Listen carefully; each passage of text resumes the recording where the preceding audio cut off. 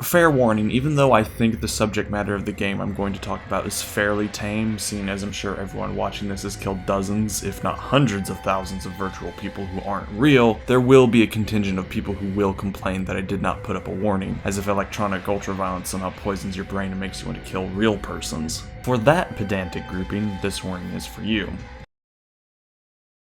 Now, there will be times going forward that I will put up a disclaimer, but that is generally because a game might have subject matter that is a lot wilder than violence. It also covers my back, as you can't say I didn't warn you. With that out of the way, let's talk about Postal Redux.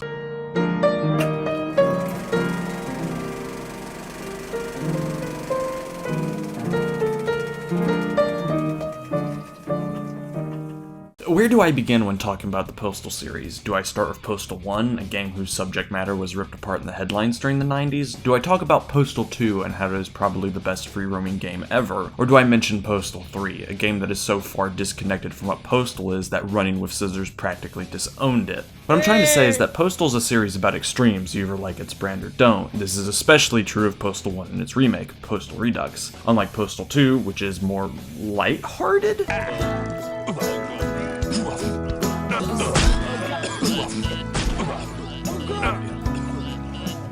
In its approach to misanthropy, Postal 1 and Redux are somewhat dead serious about its subject matter, even if it is clear the guys at Running with Scissors purposely made the game as edgy as possible to get notoriety. But enough faffing about, let's learn how this game came to be.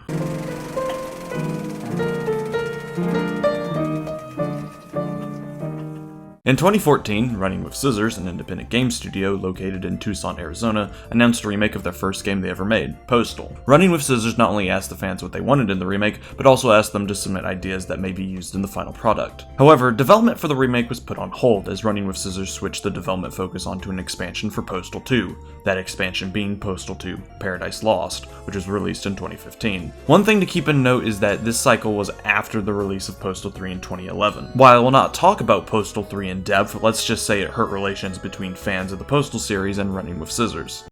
Postal 3. This game attempted to break new ground by being co-developed by 3 separate studios and being absolute shit. When I made this comment, I had only played the tutorial mission of Postal 3. It was mostly made from opinions that were not my own. No one called me on it though. Mostly because I was absolutely fucking right. So I went into my Postal series knowing that it would lead to another game on my list, another travesty of interactive entertainment that I felt was bad enough to warrant the kind of ugly, mean-spirited takedown that few games deserve, but when they do, they earn it. So everything they did after 2011 was to get the fans back on board.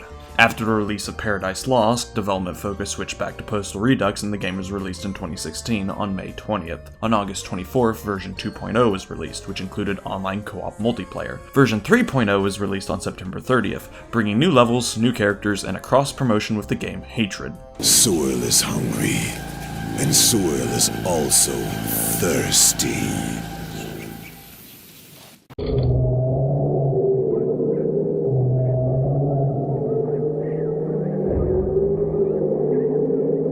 Version 4.0 was released on January 1st, 2017, and that update improved load times and added deathmatch multiplayer. Postal Redux's development cycle was relatively tame, considering that Postal 3 is a part of the same series.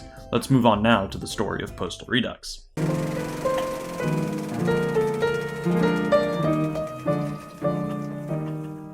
The story of Postal Redux is as follows. Man snaps after being evicted and guns down everyone in sight. That's it. That's the story.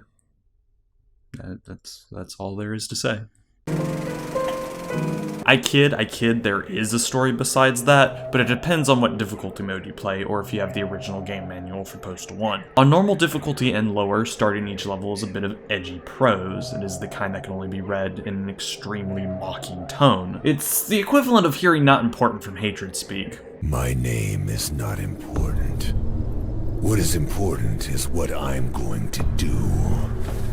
I just fucking hate this world, and these human worms feasting on its carcass. But on hard or higher, you get the war journals from the perspective of the main character, the Postal Dude. Inside his head, he thinks that everyone has been infected by a hate plague, and only he can save everyone. Of course, when I say save, I mean kill. And thus, he kills his way to an Air Force base, describing the carnage along the way. This is where Postal 1 and Redux diverge, as after the Air Force Base, which acts as the final level, unless plain excess postage, which includes maps after the Air Force Base, there's another level that acts as the ending. In Postal 1, the ending level is a school, and the postal dude, outside of the player's control, attempts to kill the children at the school. Keyword is attempts, because no matter what he does, he cannot kill anyone.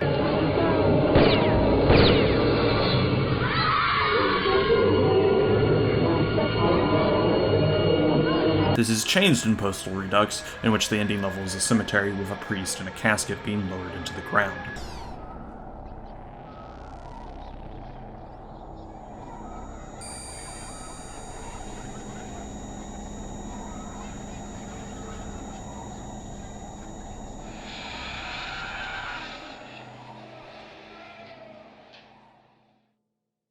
However, both games end with the postal dude having a mental breakdown and being put into an asylum, with a newscaster taking stabs at the dude's motive for the massacre. In his tortured mind, he may feel that he's battling against impossible odds.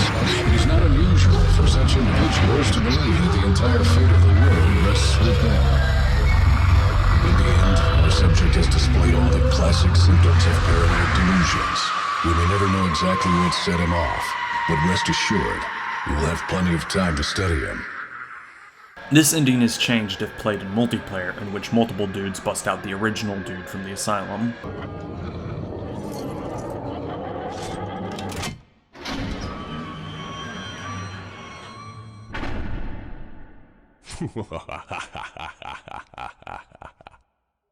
There's no deeper meaning or themes within the story, unless you want to look at the voiceover in the ending as a take that to how obsessed the news is over mass shooters, detailing everything about their lives which inadvertently inspires others to commit crimes of the same level, knowing that if they do such terrible actions, their name will be in bright lights as the news will basically sensationalize their actions and their life, creating an Ouroboros, instead of reporting on them in a much more clinical manner, not focusing on the perpetrator, but the victims. But I think the least important aspect in any of the Postal games is the story. Story has always been light. There's only one character to talk about within Postal Redux, and that is the Postal Dude, unlike the sociopathic everyman that he is in Postal 2.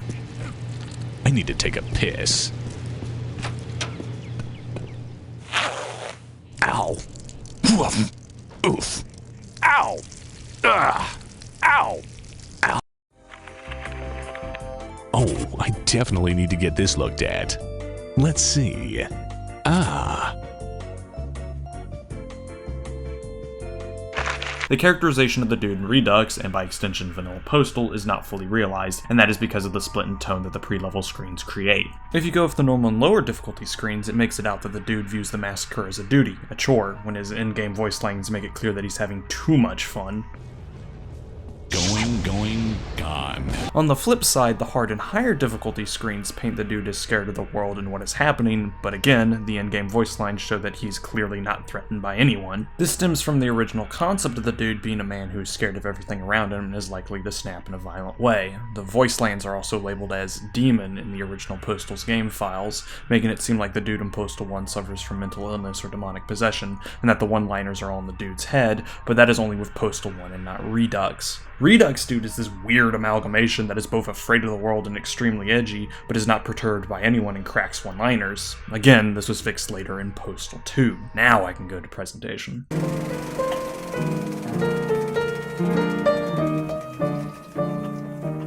If I had one word to describe Postal Redux, that would be bleak. I'm pretty sure the sun doesn't even exist in the town of Paradise, and I would not have it any other way. Redux wants to paint the world as a dark, grimy place, and it does it well. Colors are muted and the backgrounds are run down, but are nicely drawn. Music does not play in the base game, which is good because it would ruin the tone that the game is going for. Music does play in Rampage mode, and it does work there because of the frantic nature of Rampage mode, but is not something I'd go out of my way to listen to. What does replace the music in the base game is the screams of pain and terror of every NPC in the level, and again, it works well with the tone that the game is going for. You're not a hero, you're a hobo with a shotgun. And hobos! I hate hobos!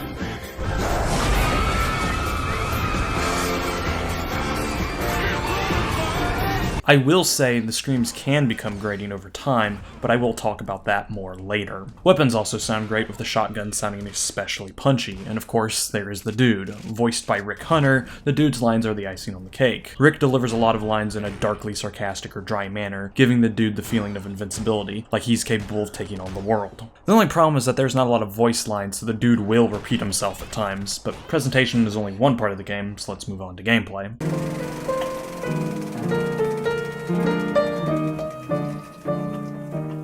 Postal Redux is an isometric twin-stick shooter with the main goal being killing everyone on each map. While killing is the main goal, with each level only being completed when everyone is killed, you do not have to kill everyone in a level to move on to the next one, just the enemy NPCs. Controls are standard and responsive, with WASD for movement, mouse for aiming and shooting. Of course, Postal includes its own mechanics as well, mainly ducking and executions. Ducking is used to dodge rockets, but it does not negate splash damage, and executions can be done on fallen enemies if they've been mortally wounded by a weapon, but not killed. Speaking of weapons, Postal Redux gives a wide variety, each with their own use. You start the game with a submachine gun, which does not do a lot of damage, but has infinite ammo and is great for picking off faraway targets. Sucker. Then you have the shotguns, a double barrel and an automatic, both which can do serious damage provided the dude is close enough. Weirdly, the first shotgun, the double barrel, not only does more damage than the automatic and you get more ammo for it, it can also snipe targets from far away. Now that's a boomstick. Next is the revolver, which has a low ammo pool but generally takes out enemies in 1 to 2 hits. You get 2 types of launchers, the rocket launcher and the napalm launcher, and both are one-hit kills on anything except turrets, which are only unaffected by the napalm launcher. The napalm launcher can be a bit finicky to use, since the projectile it launches can bounce off of surfaces, but is great for dealing with groups of enemies. The rocket launcher is also useful for groups of enemies, but you can hit foes that are off-screen with it, provided the rocket does not slam into anything else during its off-screen flight. One thing to note about both launchers is that they cannot be fired while moving, unlike the rest of the weapons. Lastly, for the primary weapons is the flamethrower, which kills anything it sets ablaze except for turret enemies. Not only is the flamethrower great for groups of enemies, if enough ammo for it has been stockpiled, it can clear an entire level if used properly. A thing to note is that when enemies are set on fire, they can set other enemies on fire if they run into them. They can also set you on fire if you're not careful enough, but that also means you can run into enemies and set them on fire if you're feeling risky. Redux also gives you sub-weapons in the form of throwables, which include standard grenades, molotovs, and mines. Both the grenades and molotovs are nice, though learning the throwing art can take some time getting used to, while the mines are useless outside of rare circumstances. There are standard ammo pickups for every weapon, including the sub-weapons, but there are also other types of pickups which include health, armor, crates, and the backpack. The dude's health can be maxed to 200, so picking up a health kit too early is not a problem. Side note, but pickups have an amount of health or ammo within them, so if the dude picks up the pickup and reaches a maximum limit, yet the pickup still exists, it still has some charges left. That way you can come back to it if need be and acquire the rest of it. Armor protects the dude from bullets and explosions, but not from fire. Crates contain different types of ammo, generally grenades and launcher weaponry. Finally, there is the backpack, which increases ammo capacity for every weapon. While the weapon variety is wide, the enemy variety is not. Enemies come in 4 categories: gunners, grenadiers, rocketeers, and turrets. Standard gunners make up 85 to 90% of the enemies in Postal Redux, and all of them generally act the same, which is to get close to you and shoot you. By themselves, this is not dangerous, but if 3 or 4 do this, expect to take damage. While there are different subtypes within the gunner class, the only difference is a change in the enemy model and more health. Grenadiers come in 2 flavors, grenades and molotovs. Same with rocketeers, which come with the rocket launcher or the napalm launcher. Both grenadiers and rocketeers tend to stay far away from the dude, allowing them to use their weapon, so the major challenge is just getting close to them. This stems from how explosions work. When an enemy is hit with an explosion, they die in 1 hit. When the dude is hit with an explosion, he gets launched in the air, and provided he has enough health, will get back up. During all this, the grenade, grenadier, or rocket launcher rocketeer will be able to use their weapon again. If they hit you in an open space, you'll be able to get away from the oncoming explosion. However, if you got hit right next to a wall, you are dead. This applies more to rocketeers because the rockets they fire will hit the wall and explode, giving you no time to get out of the situation until all your health is gone, but grenadiers are capable of doing it as well. You basically get juggled to your death. Finally, there are turrets. Turrets do not show up often, and even when they do, most just fire rockets at you, unless you are playing the Super Postal levels, which include turrets that fire bullets. The only thing to note about them is that turrets are immune to fire. There are also civilians which do not attack at all. Likewise, the dude does not have to kill any civilians to complete a level, only a set number of hostiles within the level need to be killed to move on to the next one. However, for 100% completion, everyone must be killed. The game tells you when everyone has been killed in the level, as the word extinction will pop up on the HUD. When the quota has been met, the exit level prompt will show up and the exit will open up. Depending on how someone plays, the final kill can be right next to the exit gate, allowing for a fast exit. A regular run of Postal Redux is 18 levels, but there are different modes outside of the classic mode, which include Super Delivery, which is just the levels added from Special Delivery and Super Postal, and Excess Postage, which is all the levels. There is also Rampage mode, where you try to get a high score through a variety of methods, and Multiplayer, which allows up to 4 people to play through the campaign. So, what do I like about this game?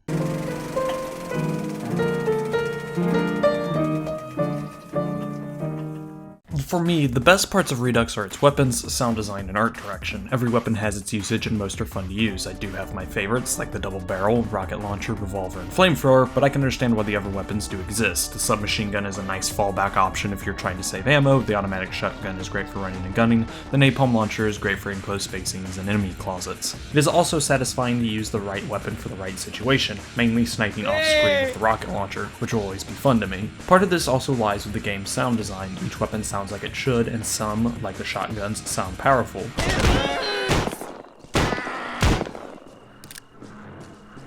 The lack of music outside of Rampage mode is also a positive because of the tone the game is going for.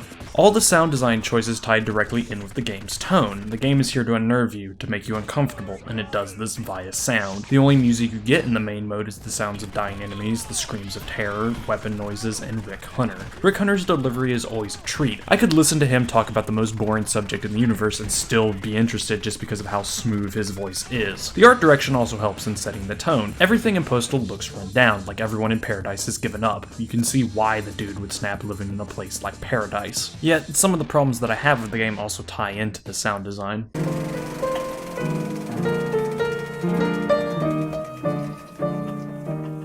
Repetition.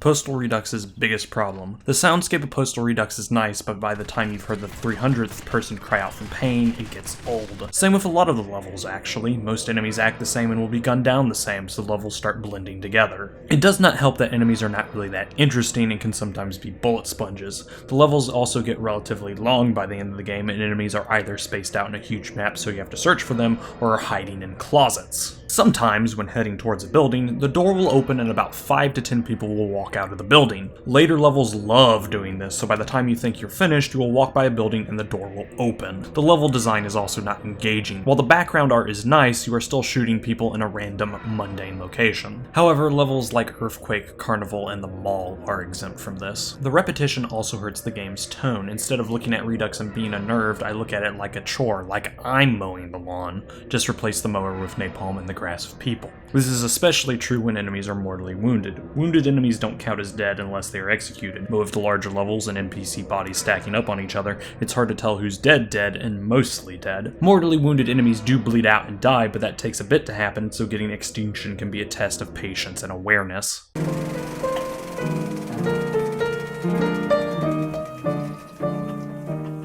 Overall, I think Postal Redux is great in short bursts. If you play from beginning to end in one sitting, which you can because Redux is short, you will notice all the repetitive elements. Those first levels don't suffer from that because you're still collecting all the weapons, but any level after getting every weapon blends together. However, that is not to say Postal Redux is bad. At its worst, it can be average, but the elements that do work within Redux work well. Most weapons work as intended, and the soundscape, in small amounts, creates a great tone for the game. I would get Redux when it's on sale, particularly through Humble Bundle, as it goes for cheap on there.